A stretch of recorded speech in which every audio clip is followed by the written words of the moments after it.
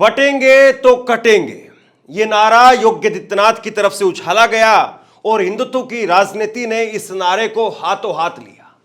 लेकिन मोहित पांडे की मौत के बाद अब सवाल खड़े हो रहे हैं कि ये बटेंगे तो कटेंगे किसके लिए है, क्योंकि मोहित पांडे की मौत के बाद में अब जो नए सवाल खड़े हुए हैं और मोहित पांडे के एक दोस्त के द्वारा खुलासा किया गया है, जिसमें कहा गया है कि मोहित पांडे की जिसके साथ में कहासुनी हुई सिर्फ 600 रुपए के लिए, ध्यान रखिए सिर्फ 600 रुपए के लिए, उसमें जिसके साथ कहासुनी हुई वो दूसरी पक्ष में जो व्यक्ति था उसकी भाजपा के विधायक के साथ में कोई संबंध निकल करके सामने आया है। उसके चाचा बीजेपी के विधायक के पास में ठेकेदारी का काम करते हैं। तो क्या भाजपा के ही विधायक के इशारे पर यह सारा खेल हुआ? क्योंकि लगातार लोगों का यही सवाल बना हुआ है कि 600 रुपए के झगड़े को लेकर के आखिरकार पुलिस ने कैसे गिरफ्तार कर लिया और कैसे इतनी भयंकर मार दी। परिवार लगातार कह रहा है कि हमारे बेटे को कोई बीमारी नहीं थी, उसको बुरी तरीके से मारा गया जिसकी वजह से उसकी मौत हुई है। हालांकि पोस्टमार्टम की रिपोर्ट अभी तक इसमें नहीं आई है, लेकिन एक इसमें फजीयत और हो गई। परिवार के लोगों ने, और जैसा मैंने कल भी कहा था जब उन्होंने ऐलान किया था, भाजपा के एक विधायक है, भाजपा के विधायक ने इस मामले के अंदर परिवार से मिलकर के 1 लाख रुपए की धनराशि देने का, बड़ी भारी धनराशि देने का उन्होंने काम किया। लेकिन उस परिवार ने पता है क्या किया? ये तस्वीरें जरा देखिए।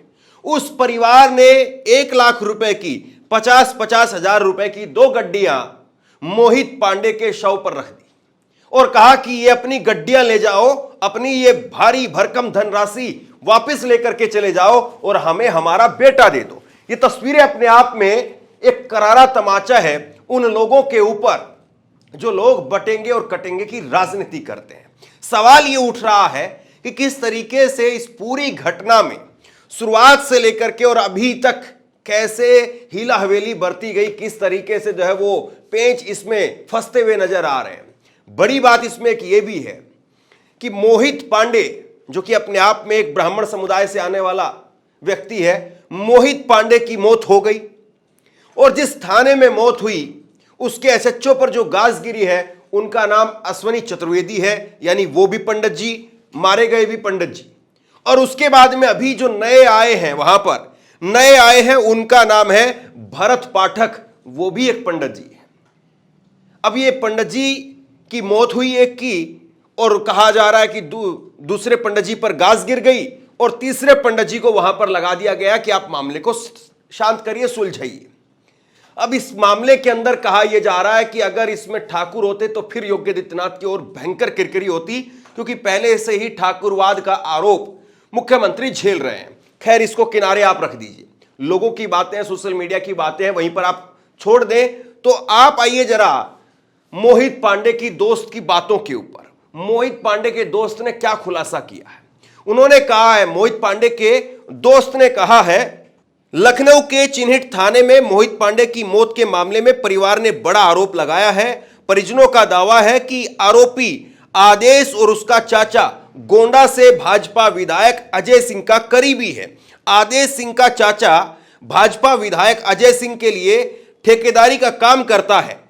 आदेश सिंह से 600 रुपए को लेकर के मारपीट का मामला चौकी पर ही सुलझ गया था, लेकिन आदेश सिंह के चाचा ने फोन करके मोहित पांडे को थाने में बैठाया।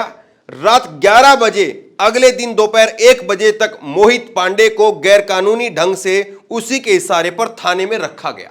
ये मोहित पांडे के दोस्त का दावा है। और इसके बाद में एक नए सिरे से इस पूरे केस के अंदर सवाल खड़े हो गए हैं कि आखिरकार ये भाजपा के विधायक ही क्या इसके पीछे है, और क्या योगी आदित्यनाथ अपने इस भाजपा विधायक पर, अजय सिंह पर, गोंडा से जो विधायक हैं, उन पर भी कार्रवाई करेंगे। अच्छा, तो उसके चाचा से कोई एक विधायक है अजय सिंह नाम का, मेरे को आदेश ने बताया हाँ। कि इनका जो अजय सिंह है इनका कुछ संपर्क है। अच्छा। उनके जरिए चौकी पे फोन पहुंचा। हाँ। वहाँ पे ऐसा मारपीट हुआ तो उसकी डेथ हो गई। चौकी पे मारपीट हुई, उसके बाद थाने पे मारपीट हुई। हाँ। वही तो उसकी डेथ हो गई। अच्छा। हम लोगों को बताया भी नहीं गया। बताया भी नहीं गया। मोहित पांडे के दोस्त की अगर इन बातों को सच माना जाए, अगर वाकई इनमें सच्चाई है, और अजय सिंह योगी आदित्यनाथ के विधायक ही अगर इस पूरे खेल के पीछे हैं, तो फिर बताइए जो बटेंगे तो कटेंगे किसके लिए कहा जा रहा है। मोहित पांडे, बहुत सारे लोग सोशल मीडिया पर लिख रहे हैं और इसमें कई पत्रकार भी हैं, वो लिख रहे हैं कि मोहित पांडे चला गया। ये मोहित पांडे, ये जो परिवार है या समुदाय है, वो तो भाजपा के लिए ही लगातार वोट करते रहे, तो भाजपा का ही एक वोट कम हुआ है, इसको लेकर के कोई सवाल क्या पूछेगा। अब सवाल यह भी है कि भाजपा का विधायक अगर इसके पीछे है, तो जो पोस्टर पहन करके कपिल मिश्रा या अलग अलग जगह पर जो पोस्टर लगाए जा रहे हैं, बटेंगे तो कटेंगे, सोशल मीडिया पर मुहिम चलाई जा रही है बटेंगे तो कटेंगे, ये किसके लिए है? फिर कौन जो है वो बट रहा है और कौन कट रहा है? और अगर कोई बटा ही नहीं तो फिर उसको काटा क्यों जा रहा है? यह भी सवाल तो बनेगा ना। अब इस मामले में जो परिवार की तरफ से आरोप लगाए जा रहे हैं कि हमारे बेटे को पानी तक नहीं दिया गया, तो इसका मतलब क्या यह माना जाए कि उत्तर प्रदेश की पुलिस वो पूरी तरीके से बेलगाम हो चुकी है? और उत्तर प्रदेश की इस पुलिस में सबसे बड़ी बात तो यह है कि इतने सारे सवाल इसलिए उठ रहे हैं क्योंकि आरोपी का नाम, जो पीड़ित था, उसका नाम मोहित पांडे था। अगर इसी का नाम कोई महमूद होता, कोई मोहम्मद होता, तो शायद इतने सारे सवाल नहीं उठते और योगी आदित्यनाथ की पुलिस की भी वाहवाही हो रही होती और योगी आदित्यनाथ सरकार की भी जय जयकार हो रही होती। खैर, ये पहली कोई घटना तो नहीं है। एक तस्वीर जरा आप देखिए। ये तस्वीर है जब योगी आदित्यनाथ वो मुलाकात कर रहे हैं गोपाल मिश्रा के परिवार से, वही गोपाल मिश्रा जो बहराइच हिंसा के अंदर मारा गया। तो गोपाल मिश्रा वो मारा जाता है और उसके परिवार को भी लखनऊ बुला करके मुलाकात की जाती है। योगी आदित्यनाथ वहां पर भी नहीं गए। उसके बाद में एक तस्वीर जरा आज की देखिए। यह तस्वीर भी निकल करके सामने आई है और इसमें योगी आदित्यनाथ मुलाकात कर रहे हैं मोहित पांडे के परिवार से, और मोहित पांडे का परिवार भी मुख्यमंत्री आवास में ही बुलाया गया। मुख्यमंत्री चल करके लखनऊ में ही उनके घर तक नहीं जा पाए। नारा देते रहिए बटेंगे तो कटेंगे, लेकिन सवाल ये उठना चाहिए और ये सवाल पूछा जाना चाहिए कि अगर पुलिस कस्टडी में किसी की मौत हुई है और जिसको लेकर के प्राथमिक तौर पर एसएचओ पर कार्रवाई की गई, एसएचओ पर एफआईआर की गई, यानी कहीं ना कहीं माना जा रहा है कि पुलिस ने गलती की है, तो आखिरकार मुख्यमंत्री उनके घर तक क्यों नहीं पहुंच पाए या उप मुख्यमंत्री क्यों नहीं पहुंच पाए? अभी जब ये वीडियो मैं कर रहा था तो उससे पहले दुर्गेश पाठक जरूर गए हैं, लेकिन इतना वक्त कैसे लग गया? और दूसरी बड़ी बात, योगी आदित्यनाथ ने उस मामले में भी 10 लाख रुपए की सहायता राशि का ऐलान किया और आज जब इनके परिवार से मुलाकात की तब भी 10 लाख रुपए की सहायता राशि का ऐलान कर दिया। लेकिन क्या ये काफी है? क्या इतना लेकर के परिवार को चैन सुकून से घर बैठ जाना चाहिए? ये सीसीटीवी फुटेज क्या बताता है? ये सीसीटीवी फुटेज ये साफ तौर पर इसमें दिखाई दे रहा है कि कहीं ना कहीं पुलिस वालों की घोर लापरवाही इस मामले में है। और अगर पुलिस वालों की घोर लापरवाही शायद ना होती तो मोहित पांडे की जान नहीं जाती। और दूसरी बड़ी बात यह है कि आपने भारतीय दंड संहिता उसको बदल करके, उसका नाम बदल करके भारतीय न्याय संहिता कर दिया। प्रधानमंत्री नरेंद्र मोदी ने नाम बदलने में बड़ी माहिर है भाजपा की सरकार। जो आईपीसी थी उसको बदल करके बीएनएस कर दिया, भारतीय न्याय संहिता। लेकिन ये तस्वीर क्यों नहीं बदल पा रहे हैं आप? ये उत्तर प्रदेश में जो एनकाउंटर, हाफ एनकाउंटर या कस्टोडियल डेथ का जो सिलसिला लगातार चल रहा है, उसको क्यों नहीं बदल पा रहे हैं आप? और ये कोई पहला मामला नहीं है। याद करिए 2018 का एक मामला, और उस वक्त में मैं लखनऊ में उस घटना की जाकर के ग्राउंड रिपोर्टिंग करके आया था। विवेक तिवारी हत्याकांड आपको पता होगा ना। विवेक तिवारी को भी इसी तरीके से, और वो एप्पल स्टोर के अंदर मैनेजर था विवेक तिवारी, और लखनऊ में ही वो कांड हुआ था। योगी आदित्यनाथ की सरकार 2017 में आई थी और विवेक तिवारी की 2018 में मौत हुई थी। लेकिन उस मामले के अंदर देखिए आज भी जिरह नहीं हो पा रही है। लखनऊ में 6 साल पहले एप्पल के मैनेजर को पुलिस वाले ने मार दी थी गोली। कोर्ट ने क्यों रोकी इंस्पेक्टर की सैलरी? 5 साल बाद जिरह तक नहीं हो पाई है। राजधानी के गोमती नगर के पोश इलाके में पुलिसकर्मी की गोली लगने से जान गंवाने वाले विवेक तिवारी के परिवारजन न्याय की आस लगाए बैठे हैं, लेकिन मुख्य परीक्षा के लिए विवेचक की गवाही न हो पाने से इस केस में 5 साल बीतने के बाद भी जिरह नहीं हो पाई है। यह हाल तब है तब विवेचक की मौजूदा तैनाती जीआरपी लखनऊ में है।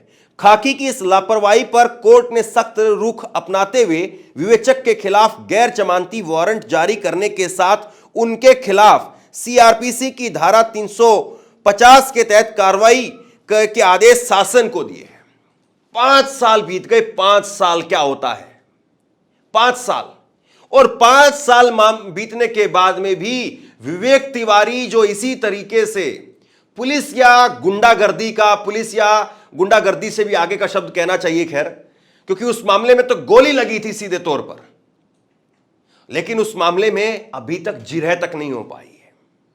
सोचिए किस तरीके से कुंडली मार करके पुलिस बैठी हुई है अपने ही मामलों पर, और किस तरीके से इन सारे सवालों पर मीडिया ने बिल्कुल पर्दा डाला हुआ है। मीडिया में पता है क्या चल रहा है?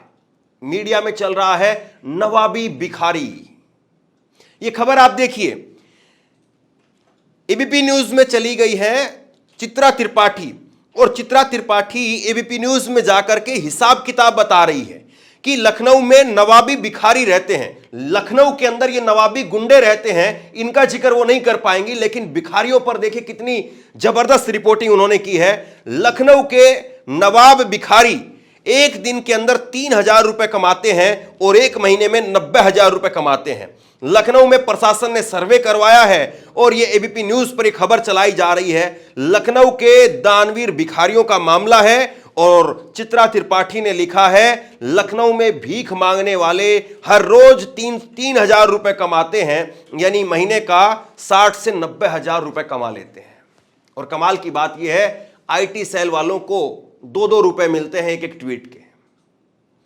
खैर, ये मीडिया अगर कभी नवाबी गुंडों की बात कर लेती, ये मीडिया अगर कभी पुलिस की वर्दी के भेष में छिपे हुए अगर गुंडों की बात कर लेती तो शायद कुछ जानें बच जाती, शायद बेलगाम होती, पुलिस पर लगाम लग जाती। लेकिन खैर, भिखारियों से फुर्सत मिले तो ये अपनी बात करेंगे। इसलिए जो बटेंगे तो कटेंगे, और जिस तरीके के सवाल इस पूरे घटनाक्रम में उठ रहे हैं उन पर चर्चा जरूर होनी चाहिए। इस मामले में चर्चा पुलिस नहीं कर रही है, इस मामले में चर्चा प्रशासन जो है वो नहीं चाह रहा है। अगर वो चाह रहे होते तो आज ये तस्वीर नहीं होती, आज ये हालत नहीं होती। और इस मामले में जाहिर सी बात है मीडिया भी कुछ खास कर नहीं पाएगा, और जो कर रहे थे उनको बाहर का रास्ता दिखा दिया गया। तो बहरहाल आपका काम, हमारा काम जो है हम वो करते रहेंगे, सवाल पूछते रहेंगे और सवाल उठाते रहेंगे। इस खबर को आप लोग शेयर कीजिए सिर्फ इस बात के लिए ताकि किसी निर्दोष की जान ना जाए, और जिस भी निर्दोष की अगर जान गई है तो उसके परिवार वालों को इंसाफ मिले। शेयर कीजिए इस खबर को, लोगों तक पहुंचाइए, और इसी तरह की तमाम खबरों के लिए ऑनलाइन न्यूज़ इंडिया को सब्सक्राइब कीजिए। आपका बहुत बहुत धन्यवाद।